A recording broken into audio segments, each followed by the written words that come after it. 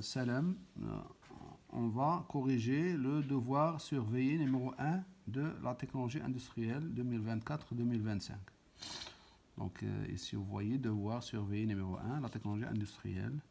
Elle date de la semaine du mois 11 2024. Donc ici vous allez écrire nom, prénom, etc. Pour chaque vide, je donne un point. Pour l'esthétique, un point. Qu'est-ce que ça veut dire l'esthétique? Ça veut dire que la page doit être belle, nette, pas de rature, pas de saleté. Donc il ne faut pas faire des salles, etc. Donc ici, j'ai divisé la classe en deux groupes, le groupe A et le groupe B. Après, cette partie-là, exercice 1 et exercice 2, elle est pour les deux, pour toute la classe. Donc je commence. Complétez les phrases suivantes. Le mot data se compose de deux parties. Techno signifie et logis signifie telle ou telle chose. Donc qu'est-ce que vous allez mettre? Le mot technologie se compose de deux parties. Techno signifie la technicité et logis qui signifie une science ou bien science. Donc c'est ça la réponse juste. Donc le mot technologie se compose de deux parties, techno et logis. Technologie. Techno signifie la technicité ou bien l'invention, et logis, ça veut dire une science. Donc logis, c'est une terminaison qui est assez utilisée dans plusieurs sciences, psychologie, géologie, épistémologie, etc. etc. Donc tous ces mots se terminent par logis, et logis signifie une science par exemple, de géo. Géo, c'est la Terre. Géologie, ça veut dire la science de la Terre. Biologie, logie, ça veut dire science. Et bio, ça veut dire la vie, donc science de la vie. Donc, de la même chose, technologie, donc logie, ça veut dire une science. Et techno, ça veut dire une technicité. Donc, ces mots, ils sont d'origine grecque. Passons à la deuxième phrase, où on invente les objets techniques. Donc ici, où, ça veut dire le lieu, la place où se fait l'invention, où se fabriquent les objets techniques. Donc ce sont les entreprises. Donc la réponse, c'est les entreprises. Donc les entreprises, c'est la réponse juste. Ou bien les sociétés, ou bien les sociétés industrielles, les entreprises industrielles, tout ça, c'est juste. La troisième phrase, la différence entre biens et services. Donc, quelle est la différence entre les produits de type bien et les produits de type service? Donc, la différence, donc soit vous donnez directement la différence, soit vous donnez la définition d'un bien et la définition d'un service. La définition d'un bien, ici un bien c'est ta et ta, et service, ça veut dire donc les deux définitions. Donc, quelle est la différence? La différence est très simplement, c'est que les biens sont touchables, ils sont tangibles, alors que les services ne sont pas touchables, ils sont abstraits. On se sert de ces qualités, de ces bienfaits, d'accord? Donc un bien, c'est comme par exemple le stylo, c'est un bien, il est touchable, c'est un produit qu'on peut le toucher, donc c'est un bien.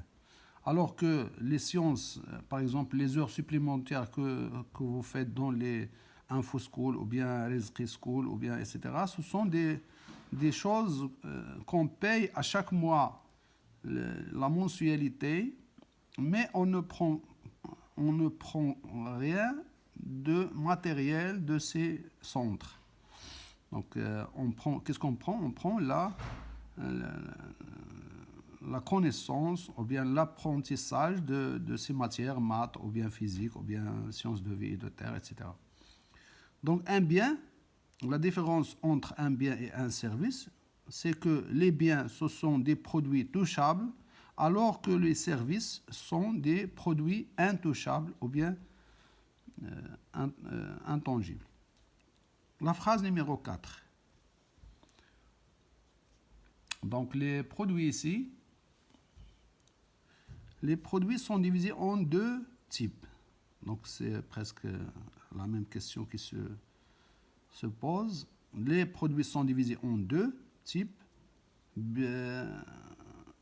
Type bien comme un stylo, une trottinette, un téléphone portable, et service comme une restauration,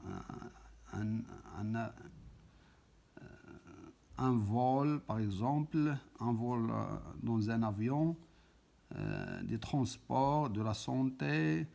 Donc si par exemple vous passez chez un médecin, vous allez payer la consultation, 150 dirhams, 200 dirhams, 250 dirhams, mais en fin de compte, vous allez prendre avec vous une feuille, une recette, là où il est inscrit les médicaments, etc. etc. Donc vous payez quelque chose, mais qui n'est pas touchable. C'est son savoir qui est payé.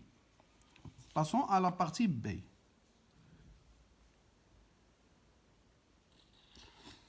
Donc, de la même manière, complétez les phrases suivantes avec le mot qui convient. La technologie, c'est une science qui s'occupe de l'invention des objets techniques. La technologie, ça c'est écrit dans le cours. La technologie, c'est une science qui s'occupe de l'invention ou bien la fabrication des objets techniques, pas naturels. Donc, on a dit ça.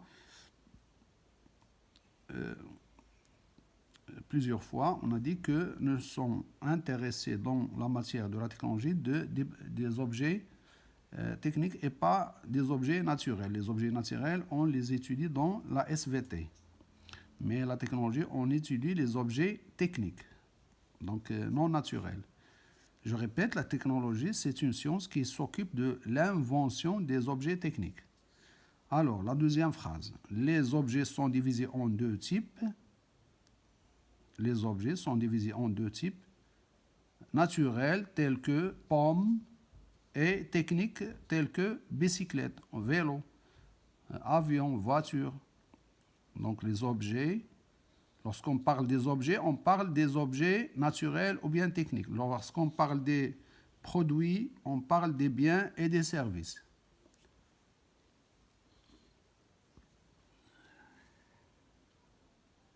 Donc les objets sont divisés en deux types.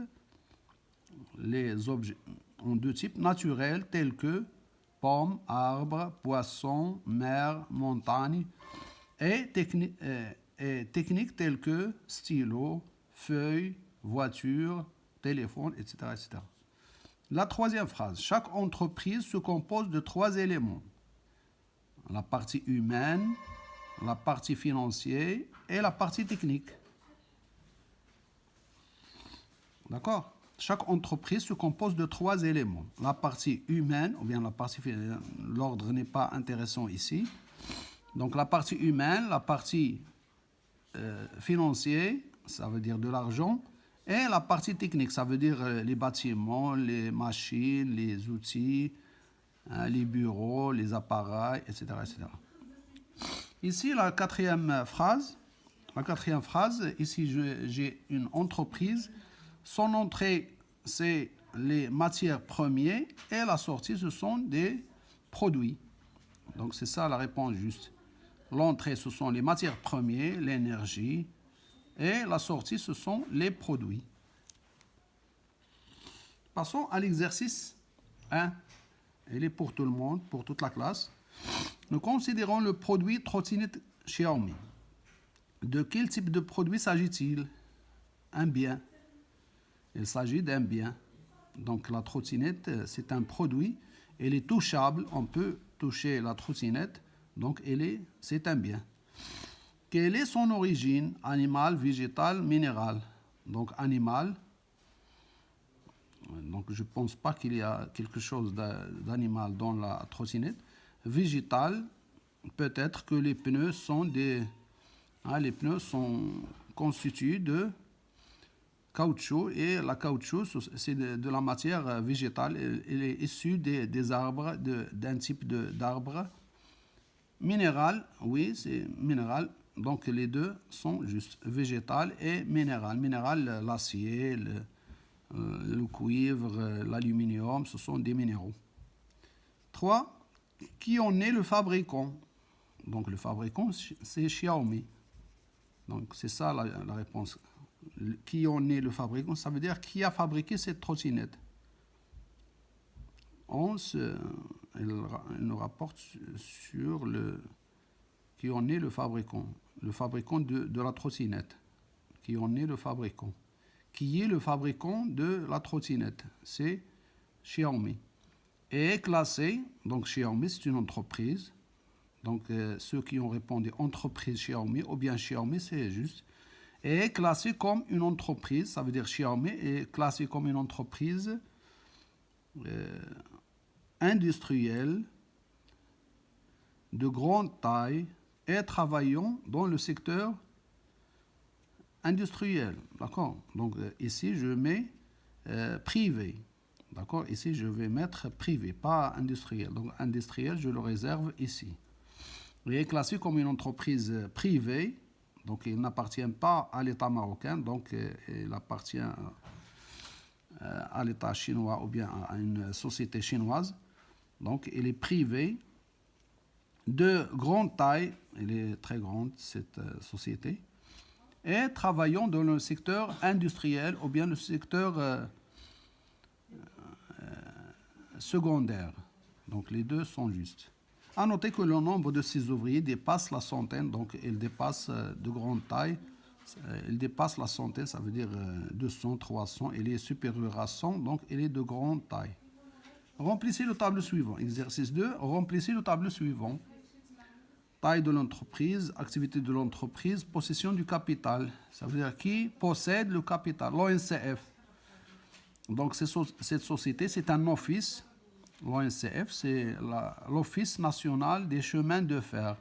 L'Office national des chemins de fer. Donc c'est une société qui appartient à l'État marocain.